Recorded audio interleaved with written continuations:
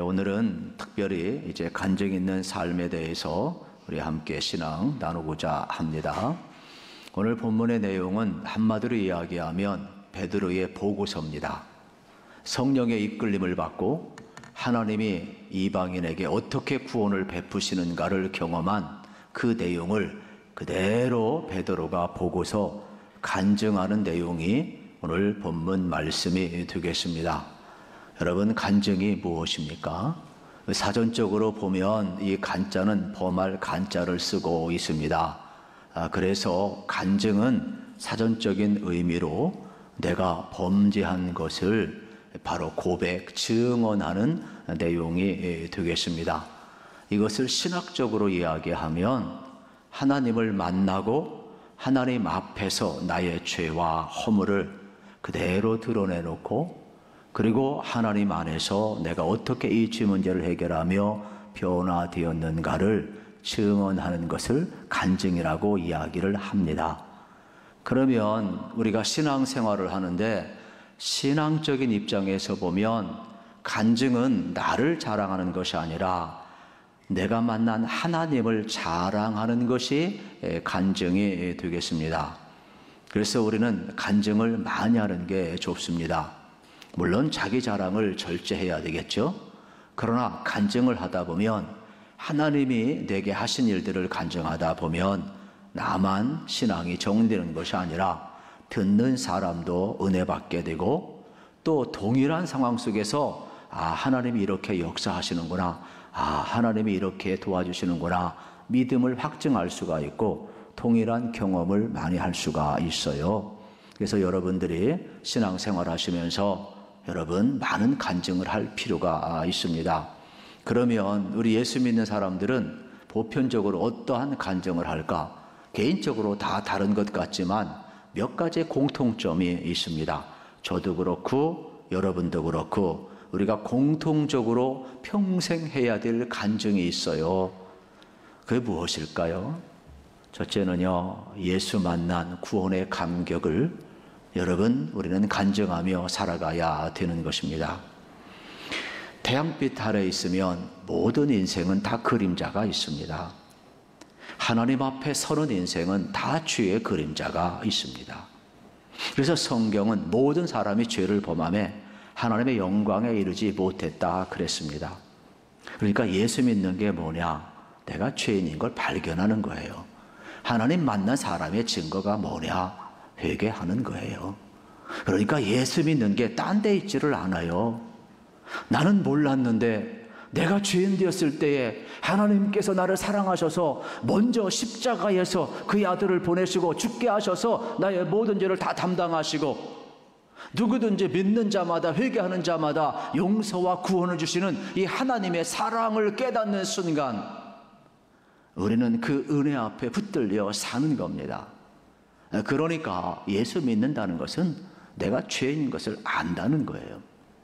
그리고 회개를 하는 거예요. 그래서 예수님의 용서와 사랑이 얼마나 귀한 것을 알기 때문에 나는 은혜 없이 살 수 없습니다. 나는 예수님이 주신 그 사랑과 은혜와 용서 때문에 내가 지금 하나님의 백성이 되어서 살아갑니다. 이 은혜를 누리면서 간증하는 것, 하는 여러분 백성으로 살아가는 것, 이게 바로 우리의 첫 번째 간증이에요. 두 번째 간증은요, 저도 그렇고 여러분도 그렇고 기도하고 하나님의 살아계심을 경험한 간증들을 우리는 많이 하고 살게 되는 겁니다. 물론 기도하고 구하고 찾고 두드려서 여러분이 응답받은 것 당연히 간증해야 되겠지요. 그러나 이 귀한 시간도 생각을 해야 합니다. 여러분, 병든 자가 고침받고 우리가 내 소원이 이루어져서만이 기도 응답이 아니지요. 오늘 여러분들이 이 시간 예배할 수 있는 것도 은혜죠. 여러분 마음 가운데 평강 있는 것도 은혜죠. 오늘 우리가 볼 수 있는 것, 여러분 우리의 삶의 자리에 여러분 우리의 기도 제목 응답 안 된 게 어디 있겠어요? 우리가 감사를 생각해 보면 여러분의 태도가, 여러분 기도하면 응답 주신다는 이 예수님의 말씀을 믿고 살아가다 보면 우리는 기도한 대로 이루어지는 놀라운 은총을 날마다 누리게 되어 있는 것입니다. 저는 여러분들의 기도는 하나님의 역사의 통로요, 여러분 은혜와 기적과 또 더 나아가서 능력의 통로임을 깨달으시고 기도하셔서 그 응답받는 삶 살아가시고 간증 많이 하시기를 축복합니다. 그리고 우리가 또 하나 공통적으로 간증하는 것이 있어요. 그것은 바로 뭐냐면 한 영혼을 사랑하고 섬기면서 경험하는 행복한 간증이 있어요. 어떤 분이 그래요. 목사님, 저분은 있잖아요. 제가 전도한 분이에요. 그런데 지금 신앙생활 잘하고요. 교회에 중직이 되었어요. 그래서 얼마나 참 충성하는지 제가 너무너무 기뻐요. 막 이런 사람이 있어요. 여러분, 내가 예수님 때문에 사랑받고 먼저 믿은 사람들 때문에 섬김을 받았다면 나도 예수님 때문에 다른 사람을 사랑하고 나도 예수님 때문에 다른 사람을 섬기고 나도 예수님 때문에 다른 사람에게 복음을 전하는 겁니다. 그래서 내가 축복의 통로가 되을 때 한 사람 한 사람이 세워주는 그 모습을 보면은 얼마나 기분이 좋은지 몰라요. 그래서 우리는 내가 사랑받은 것도 간증이 되겠지만 내가 사랑하는 것도 또 섬기는 것도 또 나를 통해서 많은 사람이 세워지는 그런 모습을 보면 얼마나 여러분 행복한지 모릅니다.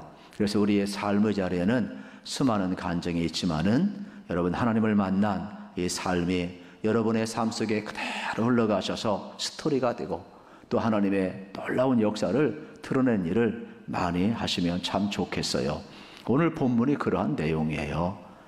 지금 예루살렘 교회에서 베드로는 선교 보고를 하고 있는 거예요. 자기가 요바에 있었을 때 나타났던 하나님의 여러분 계시, 이 환상, 이 성령의 지시, 그리고 가이사랴에 가서 고넬료의 집에 가서 복음을 전했을 때 그곳에 회개와 구원의 역사, 성령 세례가 임함을 그는 똑똑히 보았어요. 그걸 지금 보고하고 있어요. 그래서 1절부터 3절에 보면 어떠한 보고를 하는지 우리 확인합니다. 시작. 유대에 있는 사도들과 형제들이 이방인들도 하나님의 말씀을 받았다함을 들었더니 베드로가 예루살렘에 올라가실 때에 할례자들이 비난하여 이르되 내가 무할례자의 집에 들어가 함께 먹었다 하니, 베드로는 너무나 감격스러워서 선교 보고를 하는데 이방인들에게도 하나님의 말씀이 임하였고 구원의 역사가 임하였고 성령이 임했다라고 증언하는데 거기에 있는 예루살렘 교회 유대인들은 이렇게 비난합니다. 어떻게 베드로 사도가, 할례 받은 자가 어떻게 무할례자 이방인과 어울리고 식사를 같이 하고 그와 함께 할 수 있느냐 비난하기를 시작합니다. 여기 나오는 2절의 비난은 단순히 이의 제기가 아닙니다. 적개심을 가지고 분노하면서 거부하는 내용이에요. 그런데 더 안타까운 사실은 뭐냐면 예루살렘 안에 있는 교인들은 단순한 유대인이 아니에요. 복음을 접한 사람이에요. 그리고 그들은 성령을 체험한 사람들이에요. 그런데 왜 이렇게 베드로 사도가 이방인의 구원을 이야기할 때 민감하게 비난을 하고 반응을 했느냐? 유대인들의 정체성은요, 딴 데 있질 않아요. 유대인들은 할례에 그들의 정체성이 있어요. 우리는 선민이다. 그래서 이방인들이 여러분 유대교로 개종을 하려면 첫 번째 뭐냐? 반드시 할례를 행해야 돼요. 그리고 두 번째 음식 규례를 지켜야 돼요. 그래서 정한 음식과 부정한 음식을 반드시 지켜서 그들의 공동체성과 여러분 민족의 정체성을 유지해 나갔어요.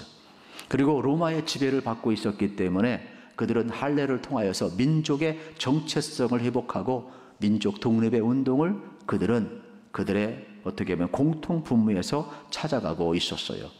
그리고 유대인들은 음식을 먹을 때 왜 식탁 공동체를 이방인들과 함께 하지 않았느냐? 이방인들은 알게 모르게 우상 숭배를 하잖아요. 그리고 제물을 거기에 바쳤잖아요. 그러면 우상 앞에 바쳐진 이 제물 고기를 식탁에 함께 먹을 때 유대인들은 꺼림칙한 거예요. 그리고 그 음식을 먹으면 우리도 부정하게 된다, 부정탄다. 그래가지고 그들은 어떻게 했어요?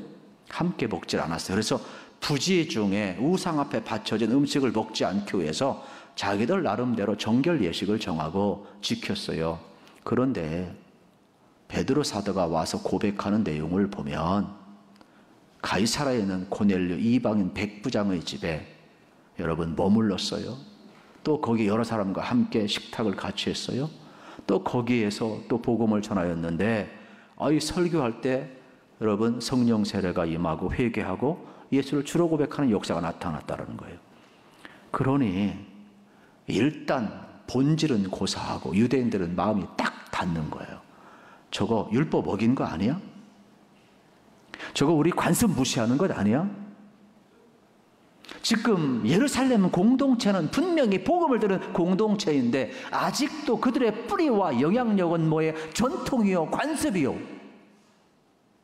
그래서 지금 하나님이 하시는 일, 베드로를 통하여 성령께서 하시는 이 구원의 역사를 이들은 아직 보지 못하고 있는 거예요. 근데 베드로는 1절에서 뭐라고 고백을 해요? 이방인들에게 하나님의 말씀을 받았다 함을 들었더라 그랬어요. 내가 고넬료의 집에 가서 복음을 전하는데 나도 너희들처럼 그렇게 생각을 해. 근데 성령이 말씀하시는데 내가 어떻게 성령의 명령을 안 듣겠느냐? 그대로 순종하고 갔더니 이방인에게도 복음을 전했다. 그랬더니 여기에 구원의 역사가 나타났다라고 간증하고 증언하는 내용을 볼 수가 있습니다. 저는 이 말씀을 보면서 왜 예루살렘 공동체 안에 있는 유대인들이 이 할례 문제 때문에 또 이방인의 구원의 역사에 이렇게 분노하고 있을까? 여러분, 오늘 우리는 여기에서 많은 것을 생각하게 됩니다.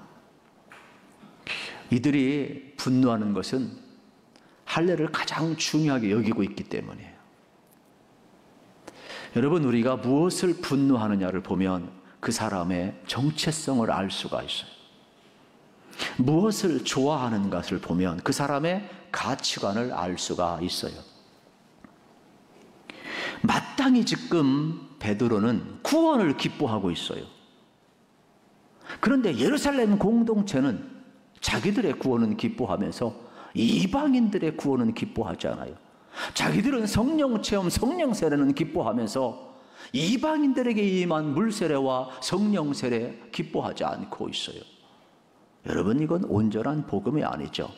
차별 없는 복음이라고 이야기하면서 스스로 여러분 벽을 쌓고 있는 모습을 보잖아요.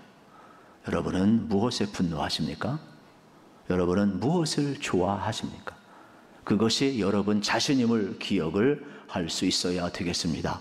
지금 성령이 하시는 일에 베드로가 온전히 붙들려 살아가는 것처럼 우리들도 이 구원의 기쁨을 우리가 함께 기뻐할 수 있고 성령께서 하시는 일에 우리가 순종할 수 있다면 우리의 삶은요, 하나님이 얼마나 존귀하게 쓰겠습니까?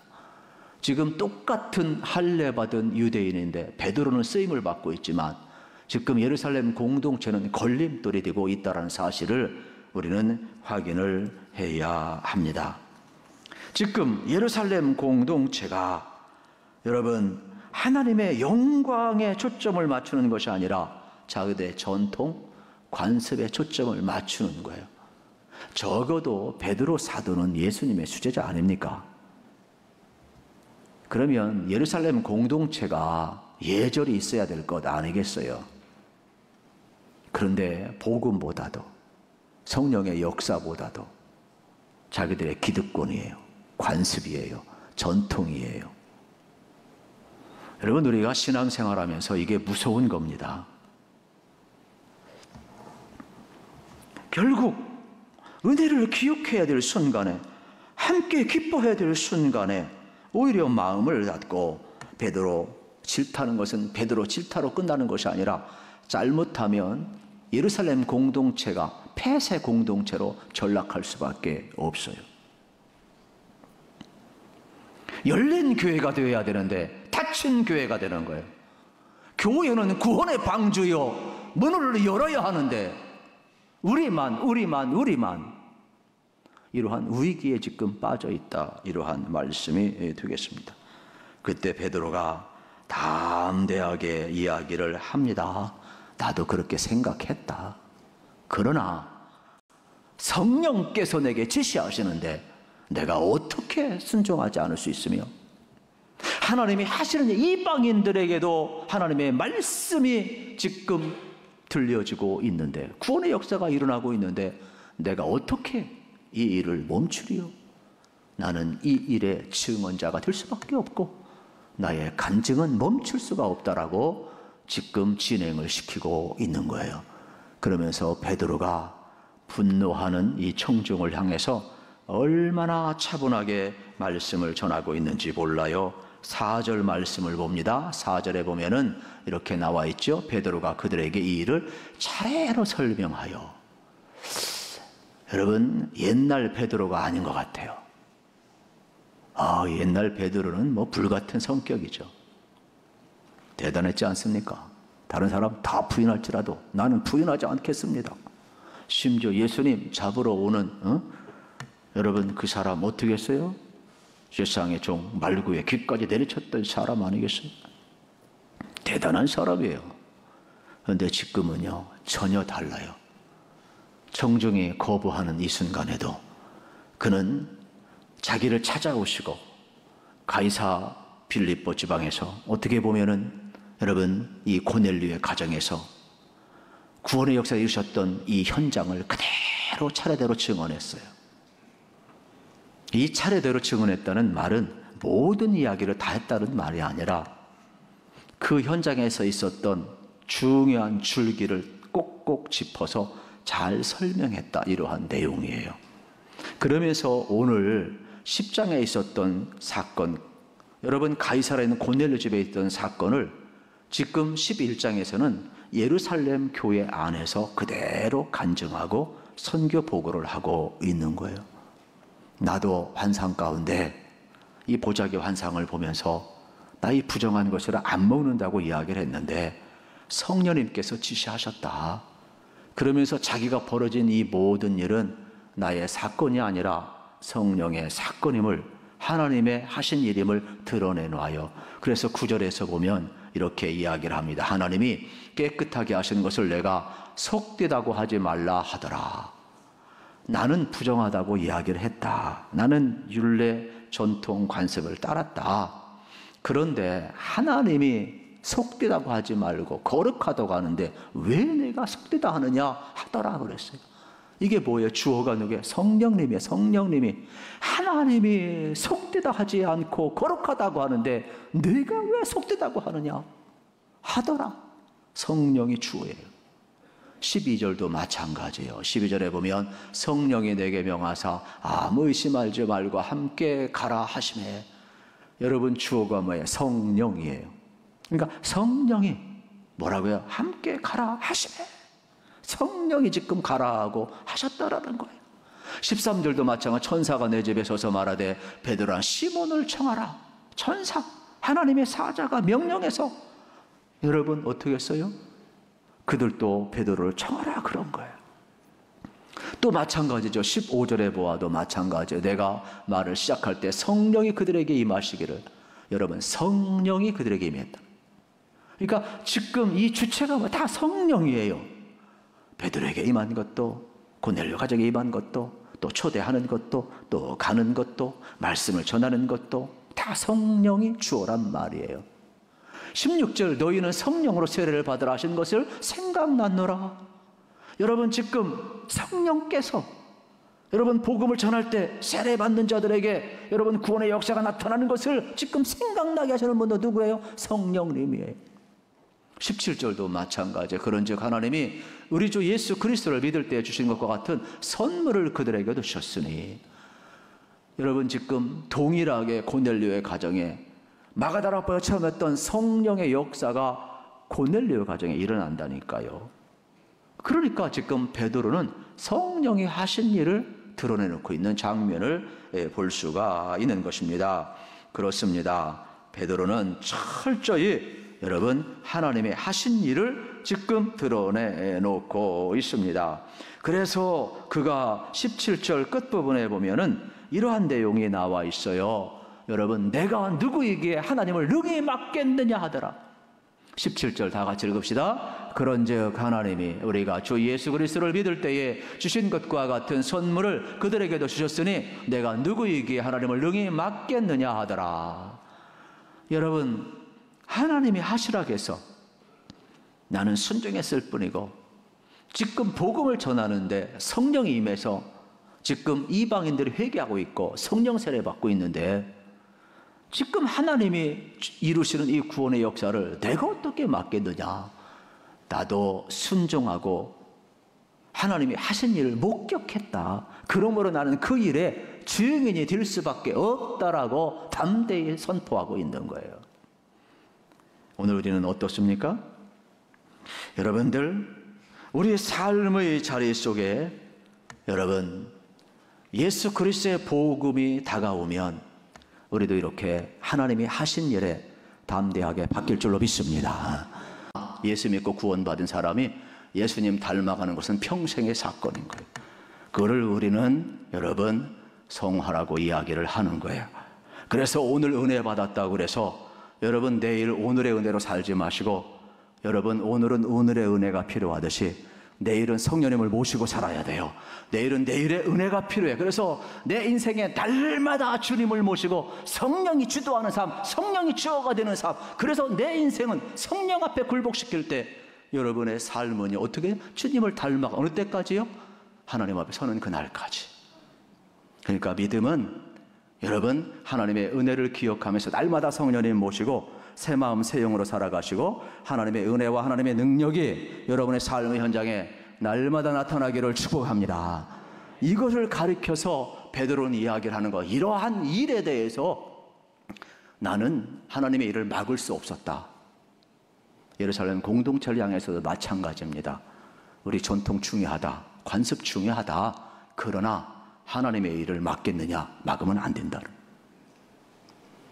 여러분이 내일 이제 출근도 하게 되고 사회생활을 하시게 될 터인데 집에서 나가실 때 어떻게 해야 되겠어요? 여러분 가정에서 기도하고 나가세요. 그래서 하나님 나와 동행하길 원합니다. 내가 하나님과 동행하길 원합니다. 그리고 내가 직장에 가서 돈 벌러 직장하는 것이 아니라 그곳에 가서 정말로 하나님을 간증하며 살겠습니다. 그리고 여러분 퇴근할 때에도 기도하고 퇴근하세요. 주님과 동행하시면서 퇴근하시고 여러분 가정도 마찬가지고 그래서 하나님과 함께 하시고 하나님과 함께한 이 간증을 어느 곳이든지 하면서 여러분 살아가는 훈련을 우리는 해야 합니다. 그때 여러분의 삶을 통해서 하나님이 꼭 영광받는 것을 꼭 기억하시기를 우리 주님의 이름으로 축복합니다. 그래서 베드로가 가이사라에서 벌어진 일 잘 보세요. 욥바에서 환상을 보았잖아요. 성령 앞에 순종하잖아요. 가이사라까지 갔잖아요. 거기에서 성령을 체험을 했잖아요. 지금 예루살렘에 왔잖아요. 그곳에 지금 간증을 하고 있잖아요. 여러분 지금 2021년 6월 6일 오늘 이 본재단에서 여러분 동일한 메시지를 선포하고 있어요. 왜 그럴까요?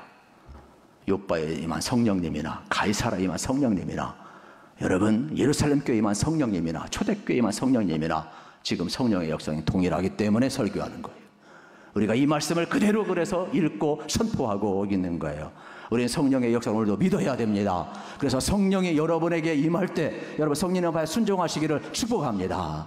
성령님께서는요 우리의 십자가를 통과시킵니다. 여러분 복음을 통과시킵니다. 그래서 우리의 편견도 깨고 우리의 차별도 깨고 우리로 하여금 하나님의 사랑이 흘러가게 합니다. 그래서 하나님의 능력이 흘러가게 합니다. 여러분이 복음의 사람임을 지금 성령님이 주도하고 있는 겁니다. 그래서 개인을 새롭게 하고 교회를 새롭게 하고 여러분 복음이 갇혀있는 것이 아니라 교회 담장을 넘어 이웃에게 세상에 열방을 향하여 모든 사람이 구원받기 원하시는 그 하나님의 역사가 지금 관통하고 있는 거예요. 이 일에 우리는 쓰임을 받아야 돼요.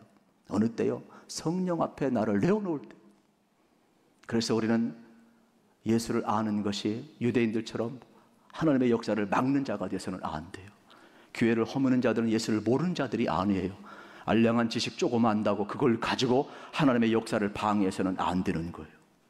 그러므로 나의 헤게모니를 다 내려놓으세요. 이제 나는 성령이 주도하는 삶. 그래서 성령의 해방죄에 걸리지 말으시고 철저히 성령의 증인된 삶. 그래서 여러분의 삶이 나를 변화시키고 공동체를 변화시키고 모든 사람들에게 구원을 주시고 여러분 다시 한번 하나님의 역사가 불같이 일어난 일에 쓰임받을 뿐만 아니라 간증자로서 다시 한번 온전히 설 수 있기를 우리 주님의 이름으로 축복합니다.